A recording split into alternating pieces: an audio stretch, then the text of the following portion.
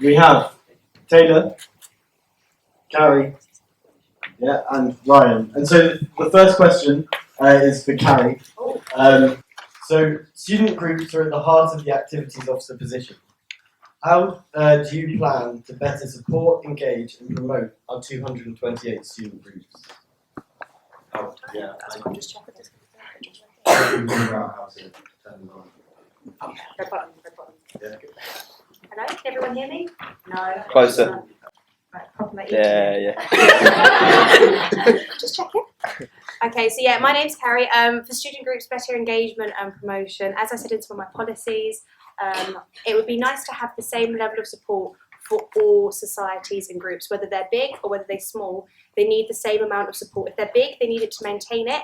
If they're small, they need it to grow bigger and bigger. Just being there and being open, having possibly a couple of hours where you can just come and they can chat to you, whether they need help or not, or whether they just want to chat to you about their progress. Having your door open, I think, is a really good step towards emotional engagement. Cool. Does anyone want to? Okay. Yeah. Oh yeah. Is this working? Yeah, okay, yeah. Fair enough. Not the best way to start, but hey ho, we'll continue. So to add on to Carrie's point about engagement, it's really key. You know, as much as we got 228, I believe it was said. Woo, as much as we got that many societies, it's really important to make sure that they stay societies. Unfortunately, we have had a lot of one-hit wonders kind of societies, which could have been fantastic, but unfortunately, you know, it might not have been the support. It might just have been different people, you know, wanting different things out of society, that they felt that they couldn't continue anymore. So to really kind of boost that support, you know, kind of drop-in sessions, as we've said, we do have developmental meetings, but I do feel that sometimes they're not as well recognised as they could be. So kind of pushing the promotion on developmental meetings, drop-in sessions, and just generally kind of more support than you might see through just an email, possibly more social media kind of support, maybe like a mentoring scheme for bigger societies to help smaller societies. You know, there's a lot of ideas going around, and I feel if elected, I will really be able to kind of help make a change with the small societies, big societies, medium society, any kind of society, you name it. We want you guys to have the best possible experience. Thank you. So, in the unlikely event that anyone in the room has read the other positions manifesto so far, you might have noticed that mine is actually pretty heavily focused on societies. My time at university so far has been spent entirely within societies. The whole 3 years I've been here, 2 of those years I've been on a committee, and 2 of those years I've been part of the union as part of the student executive team. My main focus for the society side of things is there's a lot of quite necessary hoops that societies have to jump through. If you're running a society that works on campus, you have to book rooms, you have to notify the union of the events, those events have to line up with your master risk assessment and various other things. And the idea is to streamline those. Why is it not possible to, in the same form, book a room and notify the union event? Why do IU have to fill out 2 to 5 different forms every time you want to run a single new event? It's been mentioned by both of the other candidates. Open hours, that's on my manifesto too. Seems like clearly a good idea if we've all had it. And the drop-off of student groups, we have 228. Several went inactive last year. Many more have actually started up this year. But the idea is to keep the ball rolling. Like there's a group of excited students this year who really want to start, for example, the laser tag society started up this year. And that's great. It's important though that next year there's a committee, there's a base for that society to continue running. So the idea is to help societies encourage getting involved, better rewards for committee members, because at the minute we've just got the Let's Disco card, which doesn't appeal to every single society. There's many that you know, drinking is. I think there was a survey done. 40% of the university drinks. So I'm waffling. Yeah, okay. Does anyone want to come back to any points that... I promise I'll be quiet in a minute. Probably not the best thing for a speech, but hey. Yeah, so as Ryan did correctly point out, you know, there are several forms to fill out. However, these forms have tried to be minimised, and we do get a lot on the other end of those. I do currently work in the activities department as a student, and I see all these forms coming in, and I do believe that we can make them simpler. However, a lot of the stuff that is required to fill in is filled in for insurance. Stuff really just to cover your guys' back if something does happen. So there is a reason for a lot of the bureaucracy, but as you said, yes, we can reduce it further.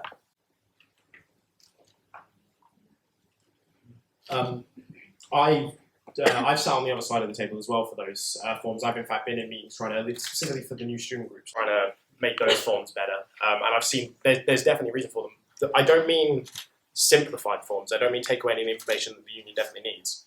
All I'm wondering is why is it not possible to fill out one form? Say, because a lot of the information that a room booking form and a union notice, union event notice form wants, it's the same information. Why is it not possible to just have that copied and sent to the two relevant inboxes, essentially? I'm not suggesting in any way that we cut down on any of the required stuff, because that would be terrible. Okay, so if we open up questions to the floor, anyone has a question? Yeah. Ryan mentioned the rewards for committee, and that kind of links into SAS. I just wondered if you guys had any ideas about new rewards for SAS. Okay, so in terms of SAS, I'm sure you're aware as a committee member or just generally someone within the university, it is quite a new policy and there are still little tweaks to the system that we're still trying to put in place. I am very much in favour of, the reward system. It seems to work very well. We got a lot of, I think there was 9 groups that managed to get gold and all groups are at least ratified. So there's a lot of kind of success with that scheme that we've seen and it is growing, it's developing, and stuff that we want for the SAS scheme is, input from you guys as well, because as much as it's up to us, it's up to yourselves to kind of say, we'd prefer this, we'd prefer that. But in terms of what personally I think we could do for SAS as well, there is the kind of access to transport, easier access to room bookings, well not easier, but kind of streamlined access to room bookings and transport. As well, Let's Disco cards, why not shebang? And then instead of alcohol-based rewards or going out-based rewards, why not on-campus rewards? Here for You have just set up as well. So there may be opportunities to collaborate with them and help them to give you better rewards for your society. I agree with everything that you just said. I also think that it's not just rewards. I think sometimes people need to be, yes, the society may have done something fantastic, but not everybody may know about it. There are a lot of societies that do things and may not, say Oxfam Nightline. They raise a lot of money, but it doesn't always get ploughed back into the society because it's a charity. I think a lot of societies like that need a lot more recognition from kind of the student body to see it. That's a really solid point. There needs to be more, as well as rewarding societies for their like, for example, the charity societies. There's amazing work done, as well as strictly rewarding that work. Why, for example, if you've been in the union, I'm sure you've been in the union. I'm sure you've all seen the screens that are currently displaying many of the pretty faces in this room and our various promises and campaigns. Why can't that be used on a rotational basis to say, this is what our societies have done recently, this is what's meaningful? Because then that's a combination of awareness, it's rewarding, proactiveness, it's getting attention to their society in terms of the student body sees the society, you may not have known the society exists, you may think, oh, they're doing good stuff, I'm going to go along to a meeting.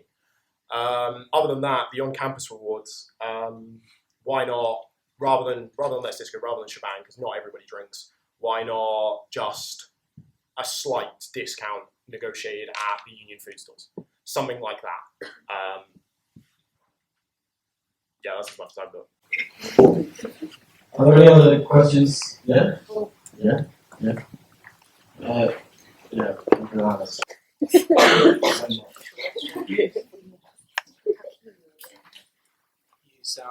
Hello. This isn't working. Oh, it is working.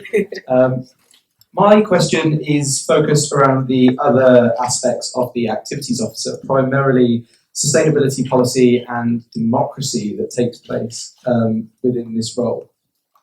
I think I've gone a bit too far now. I need to finish the question.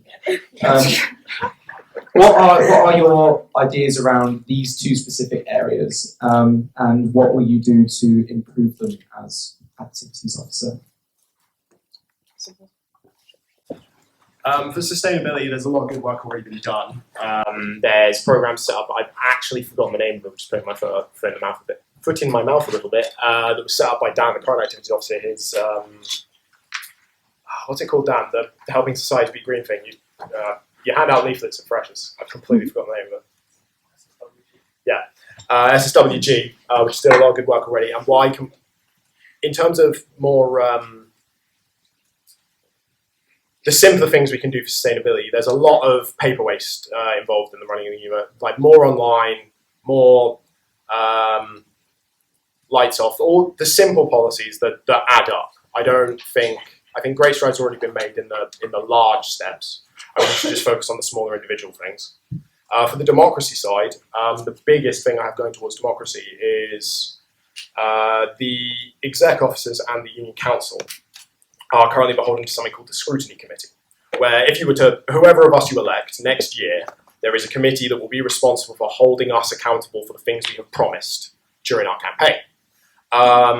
There are parts of the union that make quite important decisions. The example I'm going to use is the student executive team who make grant funding decisions, who are not beholden to the scrutiny committee. So the people who decide whether a new student group can form or whether or not a student group gets any money for their events currently have, the only oversight they have is directly from the activity team. There's no additional layer of student body oversight over that, ensuring that the students' interests are actually being protected and that there's no conflict of interest within that role. Personally, I think, again, it's just a lot of little small steps. So, for example, in the library, I don't know about you, but during exam time, sometimes you just want a little bit of scrap paper to write something on. You don't want to go into the printer. I see a lot of people going in there, taking out a fresh bit. Quite often you print something and you get the end page that you don't need. So we used to have, back at my old sixth form and high school, we used to have scrap paper boxes. So if you didn't have paper that you didn't want anything on, you put it there and then someone could just go, write down a little bit of working out, and then you can recycle it. So it's just adding that extra step in before you end up recycling it. Just having it next to it, that's one of kind of the small changes that I'd like to bring to it. There are some other big things that I'd like to do, but again, even if that doesn't happen, just setting kind of the ball in motion. That's what I'd like to do. Thank you, Kerry. So one of my main three kind of pillars for my campaign is focused around environment. The NUS currently has the NUS Green Policy, which any university or student union is held up to. So I've had a look through those, had a look at some of the policies on there and seen what we are currently doing, what we could currently do, or what in a few years' time we could do. I'm pretty sure we're coming to the end of, I think it's Sean Kelly Walsh, he was one of the exec officers a few years ago. We're coming to one of the end of his, I think it was a 5-year, possibly 3-year campaign or programme to kind of enhance the green policy around the union, which has been done. One of the things with environment as well, I don't feel like it's very well publicised what the union does in terms of its green policy, which I feel is a little bit wrong. Even if you're a student who's not particularly interested in the environmental policies, it's something to just recognise and say, oh, they're doing that. That's pretty cool. And I feel like a lot of times that gets missed out. So I'd really like to make sure that people are aware and, possibly how they can get involved with the union's green policies. One of my main environmental initiatives I've called the Percy Green Initiative. Ignore the bad pun. Don't blame me. And it focuses around installing kind of smaller appliances in the union that would mean that we reduce our carbon footprint. I've done a bit of research into some of the appliances. I mean, solar panels, yes, they kind of can be expensive, but if you get them small, aimed correctly in the right direction, they can reduce your carbon footprint and energy bill, which thereby would save the union money in the long run. As I will slow down. There's a few other bits. It's all on my manifesto. Feel free to check it out. Rainwater harvesting. I've got a few other bits and bobs ideas, but I won't hog the microphone. In terms of, I was got to talk about the other half of the question. I'll make it super quick. In terms of kind of elections and structure of the union, I'm not going to lie. I'm not going to be a traditional politician. It's not my strongest area. However, I am more than open to kind of learning more about it. Do you want to wrap it up? Yes. Learning more about it and, yeah, kind of really getting involved with set, union council scrutiny, everything like that. Thank you. Can we just ask everyone to speak directly into the mic because the computer's struggling to pick it up? Is that all right there? Yeah. Cool. Okay. That question. Yeah, so do we have another question? Andrew? Yeah. Yeah? That is your name, isn't it? Yeah.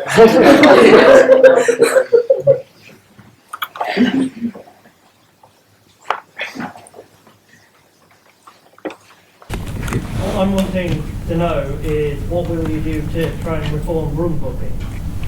At the moment, I believe it's run mostly based off email, which when people do come in and go, oh, I need to sort out this emergency, it does become quite difficult. So I would like to get, maybe a part-time person like we used to have with Dylan, who can run and maybe be a point of contact, or someone who can kind of look after the room bookings maybe a few hours a day. Obviously, it's not going to be like a full-time role because we won't be doing much all day.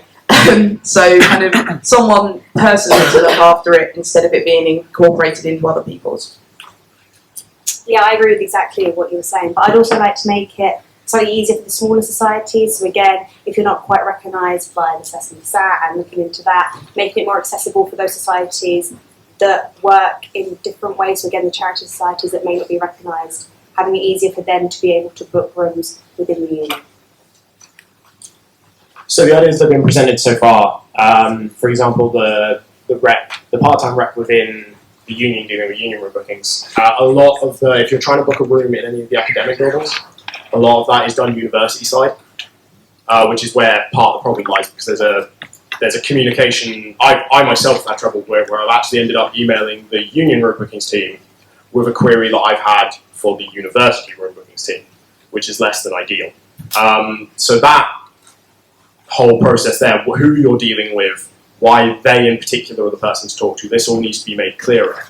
And then from there, I think there needs to be a more open policy towards room booking. Because, for example, if anyone's ever tried to book a room around exam periods, good luck.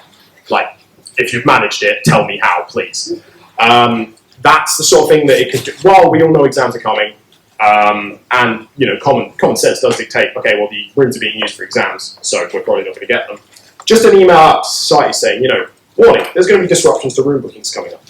Not the hardest thing in the world to implement, and I think would make it a lot easier on the society side of things. Any other questions? Well, worth making the committee position to be at the moment is the treasurer. They spend their entire time stepping up and down between the finance office and the reception. Is there a way you think it can be centralised and streamlined? I'm currently president of the Raising and Giving Society, RAG, and I have an awful lot to do with the finance office.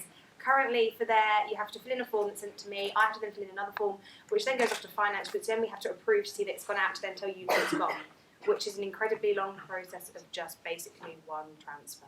So I've been speaking to the finance office, and I have been trying to just condense, shall we say, and make it a lot easier.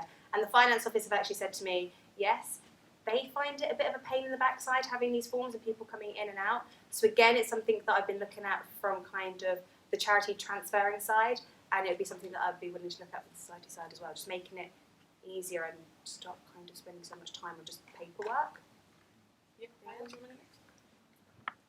The simplest change that springs straight to mind is, if I'm not a treasurer, but if I recall correctly, the process is the treasurer and another committee member signs the form. The form goes to the reception to be okayed by the reception, and then if it's okayed by the reception, it goes up to the finance office. Is that correct? Am I getting anything wrong in that process? It's not one I have to deal with often.